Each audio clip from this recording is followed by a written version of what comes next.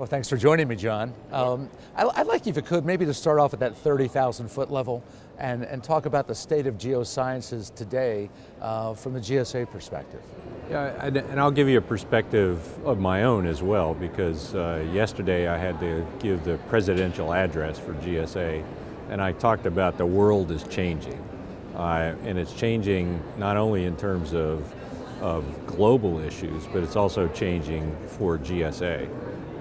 In terms of global issues, the point I tried to make yesterday was that it's a very opportune time for geologists and other geoscientists. World population is increasing. Along with that comes a need for resources. And you name it, whether it's mineral resources or energy resources, we're seeing an increase in demand. And it's not just population, it's the standard of living throughout the world. So more and more people in China and India and other parts of the world are demanding a better standard of living. That comes with increased demand for resources, but it also comes with increased stress on the environmental aspects of the planet. So geologists turned out to work in all those arenas, and we're seeing a lot of opportunities for geologists across the board. So how does the GSA then evolve with that? Because you've got this panoply of issues and challenges out there, obviously, and the stakes are becoming increasingly higher. Well, part of GSA's mission and vision of where the society, our geological society, should go is related to our stewardship of the earth. So clearly, a lot of what we concentrate on is good science that then gets translated into applications for the issues that we're dealing with on Earth, be it mineral and energy resources or environmental issues. So a lot of what GSA focuses on is the good science that is the basis for decisions about what to do with the issues that face us. At the same time, the demographics are changing.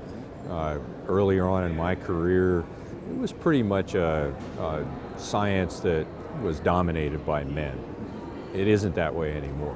If we're going to attract the best and brightest into the engineering and scientific professions, we need to be approaching and pulling in people with lots of diverse backgrounds and ways of thinking. Yeah, I think about the GSC, the Geological Society of China, and that link that you've formed with them. What's the value, not just from the GSA perspective, but maybe again, holistically here, to having that kind of interaction between two big organizations? So the more that we're able to communicate broadly with folks throughout the world, the more they will realize how much easier it is to work with environmental stewardship.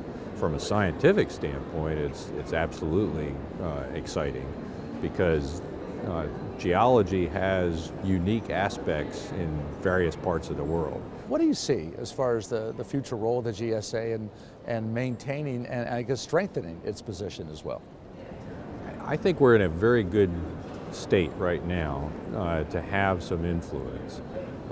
Influence to help the decision makers, guide them in their policy, not tell them what to do, but let them know what the options are, let them understand what the consequences are, making sure that the decision makers understand the trade-offs, the pluses and minuses of the decisions they make is really an important aspect of what we can do as geoscientists.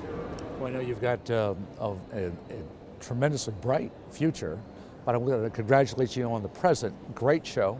Great. Everyone's doing really well here. As you said, the attendees well-rounded, great programming, but job well done. Congratulations. Thanks. Appreciate it. Thanks for joining us. Thank you.